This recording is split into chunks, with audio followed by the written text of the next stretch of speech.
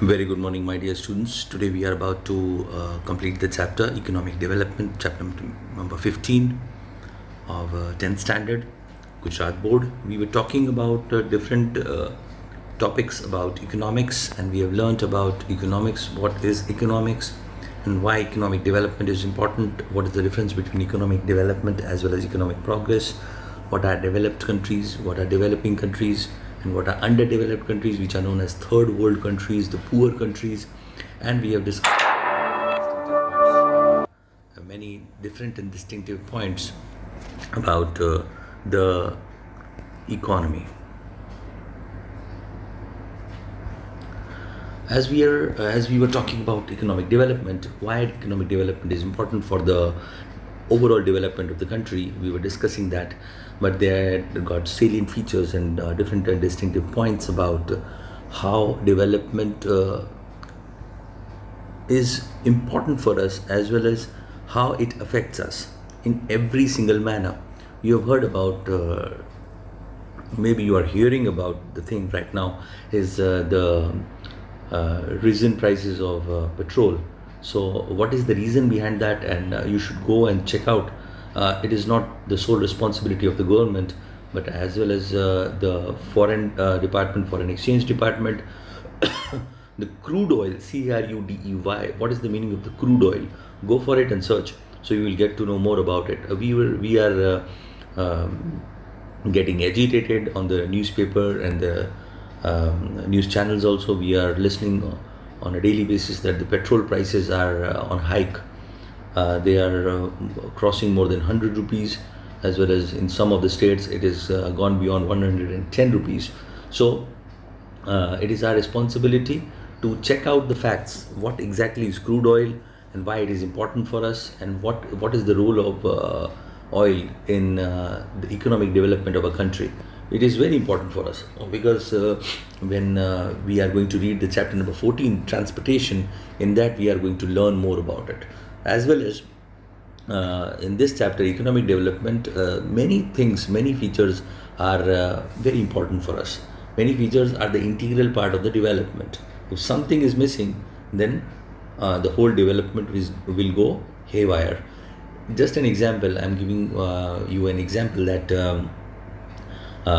your father is earning an ample amount of money, and you are studying well, and everything is going smooth, and you are sailing smooth on the surface, but at the same time something happens, and a medical emergency comes, and you have to spend more than 1 lakh or 2 lakh rupees. Then the whole savings of a middle class family will be vanished in a jiffy. You can say in a snap of a finger. But at the same time, you will feel that we need some kind of insurance, or the money saved is important, or if your father was paying for insurance premium or something, that thing will cover that loss, the economic loss which has happened, because everybody wants to gain the health and at any cost. So for health you have to pay the money, and if you pay the money, your savings will be lost. So you have to choose in between them. The smart choice is you go for insurance, and that is known as smart investment. And this is the reason of the economy. Economy has to do just like our home, just like our house. We have to go for economic development. Every single thing should be addressed very well. The food items, as well as medical items, as well as education, the light, electricity, the water should be purified, and many different things, and many salient features are in the overall development of a house. Just as that, the many different features are important for the overall development of a country. So let us talk about, we have already discussed about these things. We will be talking today about the features of developing economy. Economy of developing countries separated on the basis of per capita income, we have already discussed. As per World Development Report of 2004 of World Bank, countries having less than 735 per capita, we have learnt about that. Then population, less per capita income. Then population growth, that is a very major reason for everything. You've heard about that India is leading in population, but at in early 90s, China was leading in population. China is still, but China was going way beyond, and its resources are limited. Every country's resources are limited, so they thought very carefully about it, and they executed one policy on their citizens that is known as one child nation. So they agreed that every single Chinese will have, from now on, they will only go for one child policy. They will have not more than one child. So now economically they are getting strong and stronger because the resources are limited to the population. So this is the reason the per capita income goes up. तो अगर घर के अंदर 10 बच्चे होंगे और father की जो इनकम है 1 लाख रुपीस के ऊपर होगी, तो पर इंसान के ऊपर खर्च कितना होगा सोचो। 10,000 नहीं होगा, मम्मी भी तो है, उससे कम होगा। तो वो एक आप हिसाब लगा के देख लो, तो 8,000 के आसपास एक के ऊपर खर्च होगा। और वही का वही एक अगर बच्चा हो तो कितना खर्च होगा उसके ऊपर, उसका खर्च बढ़ जाएगा, तो वो उसको सारे बेनिफिट्स मिलेंगे। तो ये वाली चीज़ एक ही है कि मैक्सिमम अगर पॉपुलेशन होगी तो रिसोर्सेज का अच्छा यूज़ नहीं होगा। देन डिपेंडेंस ऑन एग्रीकल्चर, हमारा मेन जो डिपेंडेंस ऑन एग्रीकल्चर है वो होना चाहिए। Then unequal distribution of income, वो एक प्रॉब्लम है। अनएम्प्लॉयमेंट प्रॉब्लम है, पॉवर्टी, गरीबी एक बहुत बड़ा प्रॉब्लम है। डुअल इकोनॉमी, अब डुअल इकोनॉमी क्या है? The economy of a developing country is based on dual और मिक्सड सिस्टम। इंडिया में भी मिक्सड इकोनॉमी बोला गया है। On one side backward farming, एक जगह फार्मिंग है, ओल्ड मशीनरी है, ऑर्थोडॉक्स स्ट्रक्चर है, less productions are seen in villages. और and the other side there are cities having modern industries, new production process, modern implements and modern sophisticated lifestyle. दोनों ही चीज़ें हमारे पास है। ये एक प्रॉब्लम है। Because of the orthodox nature of the farmers, they believe that old systems are good. तो fertilisers, जो latest fertilisers हैं, हाइब्रिड सीड्स हैं, जो एग्रीकल्चर के नए नए इक्विपमेंट्स हैं, दे डोंट यूज़ इट। मैं आज भी वाड़ी के एरिया में अपने जाता हूँ, तो वहाँ पे जो people those who are taking care of that, caretaker of the lands, वो बोलते हैं कि बैल से अगर आप चलाओ तो बहुत अच्छा रहता है। इट टेक्स टाइम, बहुत टाइम लगता है। पर ये ट्रैक्टर वही का वही काम एक दिन में करेगा जो ये 10 दिन में करेंगे। But they are more orthodox, बोले नहीं इससे अच्छा चलता है, पैर के यूँ होता है, हल्के फुल्के होते हैं। They have got there reasons, ठीक है, मैं ये नहीं कह रहा हूँ वो गलत है। But in the new system, new generation, आप बोलोगे नहीं, किसी को लेटर लिखना बहुत अच्छा लगता है, लेटर लिख के अगर अपने हैंड रिटन लेटर पोस्ट करें तो वो बहुत अपनी आत्मीयता फील करेगा, उससे बहुत अच्छा लगेगा, उसको ऐसा बहुत यूँ स्पेशल फील होगा। सब सही बात है, बहुत अच्छी बात है, सब फील होगा। बट उसके टाइम किसके पास है आज की तारीख में? आप लेटर खरीदने के लिए जाएँ, पोस्टल कार्ड खरीदें, उसे पोस्ट करें, वो पोस्ट ऑफिस में जाएगा, स्टैम्प होगा, फिर वो कहीं और जाएगा, पोस्ट से गाड़ी करके 3 या 4 दिन या 10 दिन बाद वो उस आदमी को मिलेगा, फिर वो वापस रिप्लाई करेगा, वो आपको 20 दिन बाद वो रिप्लाई मिलेगा। तो सेम फीलिंग, सेम वो रहने वाला है। उसकी बजाय अगर आप किसी को तुरंत ईमेल करें, मैसेजेस करें, तो तुरंत आपको जवाब मिलेगा। तो दैट इज़ द रीज़न, ये फास्टर कम्युनिकेशन का मोड हो चुका है। तो वो हम दोनों अभी आज की तारीख में भी बहुत लोग ऐसे हैं जो those who are backward in their thinking as well as their processes. ये एक प्रॉब्लम है। Then there are cities having modern industries, हमारे पास बहुत सारी ऐसी मेगा सिटीज़ हैं, मेगा स्ट्रक्चर्स हैं। Then insufficient infrastructure facilities, crucially vital infrastructural facilities like education, transportation, communication, electricity, health facilities, banking, etc. are less lacking in developing countries, which hinders the development of nation. अब सबसे बड़ी बात है, हमारे यहाँ पे एक बेसिक जो क्वालिटीज़ हैं, एजुकेशन, वो उसमें हम लैक कर रहे हैं। देन ट्रांसपोर्टेशन, वो भी एक बहुत बड़ा हर्डल है। Many of the cities are suffering from traffic jam. Bangalore में गया था, बहुत बढ़िया मेगा सिटी है, बहुत सुपर्ब है, but the traffic is a mess. तो देन कम्युनिकेशन ऑल्सो, बहुत सारी जगहों पे टावर्स नहीं है, नेटवर्क नहीं है। देन इलेक्ट्रिसिटी, अभी तक रेगुलर इलेक्ट्रिसिटी नहीं पहुंचती है। हेल्थ फैसिलिटी, तो अभी हमने कोरोना के टाइम पे we have learned that health facility are gone for a toss. Then आप देखेंगे banking etcetera, many of the people are not using the payment mode, वो ज़्यादातर कैश में डील करना चाहते हैं, ई कॉमर्स की तरफ नहीं जाते हैं। अनलेस लाइक ये हमारे डेवलपिंग कंट्रीज़ के बीच के सबसे बड़े ऑब्स्टेकल्स हैं, ठीक है। Then form of international trade, अब that is very important, international trade. The structure of foreign trade of developing countries is different. अब फॉरेन ट्रेड का जो डेवलपिंग कंट्री का जो स्ट्रक्चर है वो एक अलग होता है। Those countries mainly export agro products, जैसे इंडिया भी एक्सपोर्ट करता है एग्रो प्रोडक्ट्स, जिसके अंदर आप देखेंगे वी वर टॉकिंग अबाउट अपनी इकोनॉमी के बारे में, वी टॉक अबाउट एग्रीकल्चर, तो इंडिया एक्सपोर्ट करता है बहुत सारी चीज़ें, जैसे टी लीव्स जो हैं वो हम मेजर प्रोड्यूसर है। देन स्पाइसेस के अंदर आप देखें कार्डमम, हम बहुत बड़े उसके एक्सपोर्टर हैं। देन आप देखें काली मिर्च है, एसफेटिडा के इंपोर्टर हैं। एसफेटिडा, इंडिया इतना बड़ा देश है पर एसफेटिडा जिसको हम बोलते हैं हींग, इंडिया नहीं उगाता है, बाहर से ही मंगवाता है। तो ये एक हमारे लिए एक है। पान, जो जिसको हम कलकत्ता का पान बोलते हैं, कई लोग खाते भी होंगे, आपने देखा होगा जो पान का पत्ता है, ठीक है, वो पान जो है वो हम एक्सपोर्ट करते हैं पाकिस्तान को। बांग्लादेश से इंपोर्ट करते हैं हम जूट। तो बहुत सारी चीज़ें ऐसी हैं जो एक्सपोर्ट होती हैं, बहुत सारी चीज़ें इंपोर्ट होती हैं। बहुत सारा हमारा गेहूँ वीट बाहर जाता है, हमारा राइस बासमती, फिर आप देखेंगे हमारी जो टर्मरिक यानी कि हल्दी, वो फॉरेन में जाती है। बहुत सारी ऐसी चीज़ें हैं जो कि फॉरेन हमसे लेता है, और बहुत सारी चीज़ें फॉरेन ट्रेड में हमें फ़ायदा पहुंचता है। एग्रो प्रोडक्ट्स ज़्यादा है, and farm product, and as well as mineral और मिनरल्स भी बहुत सारे। These type products are have less demand and low rate, so less income is gain by exporting this good. अभी बहुत ही कम डिमांड होती है उसकी, और वैल्यू भी कम होती है, इसका कोई ज़्यादा इतना इम्पोर्टेंट नहीं है।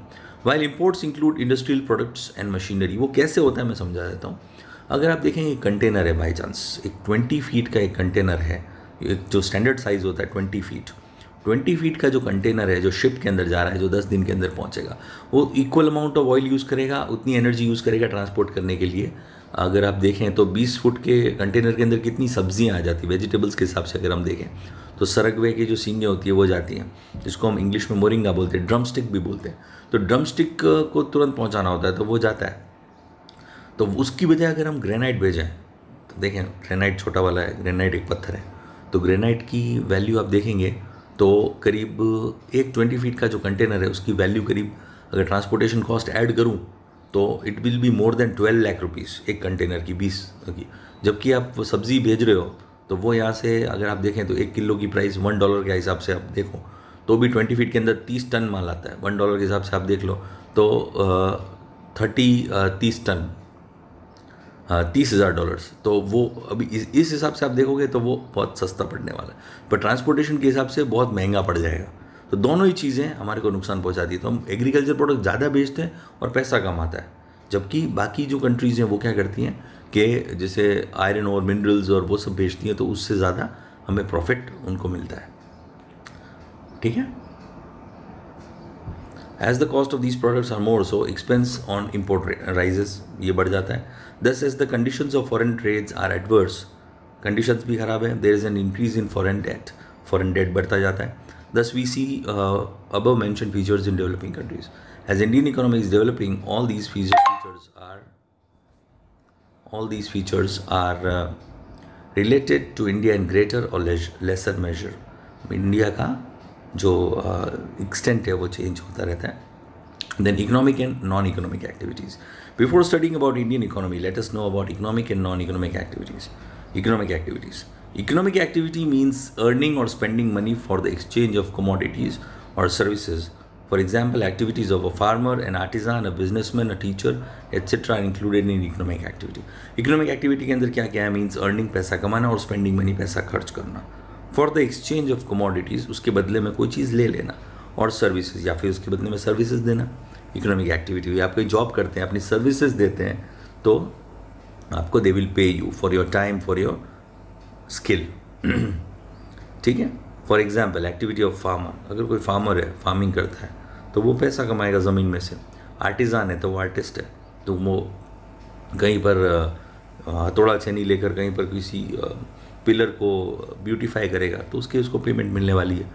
देन बिजनेसमैन है तो बिज़नेस करेगा, एंटरप्रेन्योर है, जितना बिज़नेस करेगा उतना उसको फ़ायदा मिलने वाला है। टीचर है तो हम अगर एजुकेट करते हैं आपको, तो उसके बदले में हमको वी विल गेट पेड।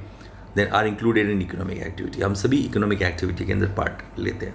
अब नॉन इकोनॉमिक एक्टिविटी क्या है? Activities that are not aimed at obtaining income और reciprocate something indirectly are called non economic activities. अब कुछ ऐसी एक्टिविटीज़ है जो कि एम नहीं की जाती हैं एट ऑब्टेनिंग इनकम, जिससे इनकम ऑब्टेन हो, और reciprocate something indirectly are called non economic activities. ना तो इनकम होती है और डायरेक्ट उसमें से पैसा नहीं निकाला जा सकता। एग्जाम्पल है नर्चरिंग ए चाइल्ड, एक मदर किसी बच्चे को पैदा करती है तो उसके बदले में उसको पैसा तो नहीं मिलता है, ख्याल रखती हैं आपकी मदर आपका, तो आपको सब नर्चर करने का। एक्टिविटी ऑफ सोशल सर्विसेज, कुछ सोशल सर्विस करते हैं सोसाइटी के लिए, सोशल वर्क करते, उसके लिए बदले में पैसा नहीं मिलता है, गरीबों को खाना खिलाना, ये सब करने के मैं कोई आपको पेमेंट नहीं देने वाला है। By etcetera can be identify as non economic activities. Then structure of Indian economy, various occupations in economic activities are classified in 3 sections. Number 1 is primary sector, number 2 is secondary sector, and third is service sector. This classification of economic activities are recognized as commercial structure. All the 3 sections and activities included in them may be discussed as follows. अब इसके बारे में थोड़ा discussion कर लेते हैं। Number 1 is primary sector. Agriculture and agricultural related activities such as cattle rearing, जानवरों को पालना, कैटल ब्रीडिंग, जानवरों को ब्रीडिंग कराना, फिशिंग, ये हमारे प्राइमरी सेक्टर है।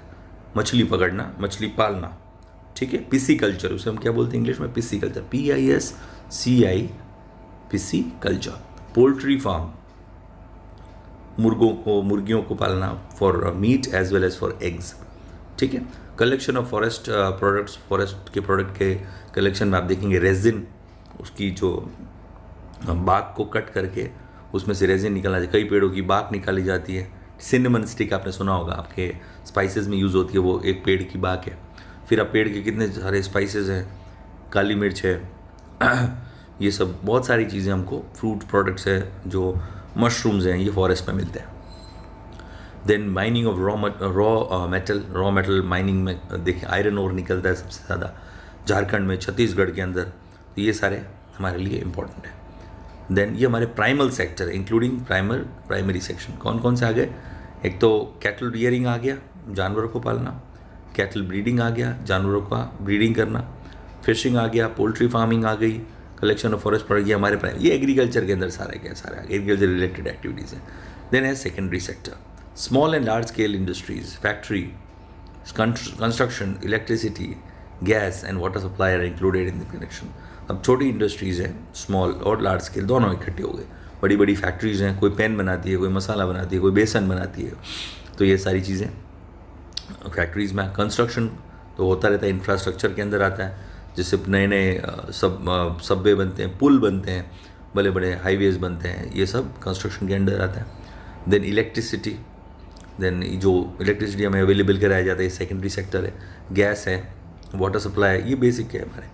This section is also acknowledge as industry, इसको हम उद्यम या इंडस्ट्री के तौर पे भी पहचानते हैं, which includes production from small pin to gigantic machines, छोटी पिन से लेके बड़ी मशीन तक इसके अंदर बनाई जाती है।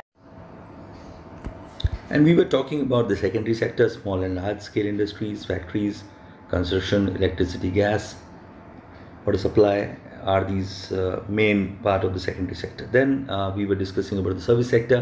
Different type of services are included in this section. Services like trade, trading जो भी हम करते हैं, ट्रेड मतलब किसी एक से सामान लिया दूसरे को दिया, दैट इज ट्रेड, तो उसके बीच का जो कमीशन है। देन कम्युनिकेशन, जो वोडाफोन, एयरटेल, जियो, ये तो हमारे कम्युनिकेशन के एक बेसिक फॉर्मेट्स हैं। उसके अलावा टेलीफोनिक कम्युनिकेशंस हैं, और हमारे जो पोस्टल सर्विसेज हैं, ये सब कम्युनिकेशन के अंदर आते हैं।